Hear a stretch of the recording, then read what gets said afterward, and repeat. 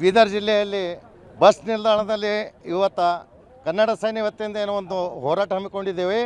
ಹೋರಾಟದ ರೂಪರೇಷೆ ಏನಂತಂದರೆ ಇವು ಬಸ್ಸಿನ ಮೇಲೆ ಇವು ವಿಮಲ್ ಗುಟ್ಕ, ಚೈನೀಸ್ ಗುಟ್ಕ ಇಂಥ ಜಾಹೀರಾತುಗಳೇನು ಹಾಕ್ತಾ ಇದ್ದಾರೆ. ಇಂಥ ಜಾಹೀರಾತು ಸಲುವಾಗಿ ನಾವು ಜನರಿಗೆ ಏನದ ಅಂತಂದ್ರೆ ಅದರಿಂದ ಮೋಸ ಆಗ್ತಾ ಇದ್ದಾರೆ, ಅದರದಿಂದ ಹಾಳಾಗ್ತಾ ಇದ್ದಾರೆ. ಮಕ್ಕಳು ಕೂಡ ಹಾಳಾಗ್ತಾ ಇದ್ದಾರೆ. ಕಾಲೇಜ್ಗೆ ಹೋಗುವಂಥ ಹುಡುಗರು, ಶಾಲೆಗೆ ಹೋಗ್ತಂಥ ಹುಡುಗರು ಇದು ಅಡ್ವರ್ಟೈಸ್ ನೋಡಿ ಗುಟ್ಕ ತಿನ್ನೋದು ಕಲ್ತಿದ್ದಾರೆ. ಅದಕ್ಕಾಗಿ ಸಂಪೂರ್ಣವಾಗಿ ಸರ್ಕಾರಕ್ಕೆ ಎಚ್ಚರಿಕೆ ಕೊಡ್ತಾ ಇದ್ದೀವಿ. ಇಂಥ ಜಾಹೀರಾತುಗಳನ್ನು ಬಸ್ ಮೇಲೆ ಹಾಕಬಾರ್ದು. ನಿಮಗೆ ಹಾಕದೇ ಇದೆ ಅಂದರೆ ತಾಯಿ ಭುವನೇಶ್ವರಿದು ಒಂದು ಫೋಟೋ ಹಾಕಿ ತೋರಿಸ್ರಿ ನೀವು ಅವಾಗ ನಿಮ್ಗೆ ನಾನು ಅಂತೀನಿ ಒಂದು ಕನ್ನಡದ ಹೆಮ್ಮೆಯ ಪುತ್ರ ಅಂತ ನಿಮಗೆ ಕರಿತೀವಿ ನಾವು. ಅದೇ ಸರ್ಕಾರ ದುಡ್ಡು ಕೊಟ್ಟು ಮಾಡೋ ಸಲುವಾಗಿ ಇದು ಮಾಡೋ ಸರ್ ನಾವು ಸರ್ಕಾರಕ್ಕೆ ಎಚ್ಚರಿಕೆ ಕೊಡ್ತಾ ಇದ್ದಿದ್ದು ಇದಕ್ಕೆ.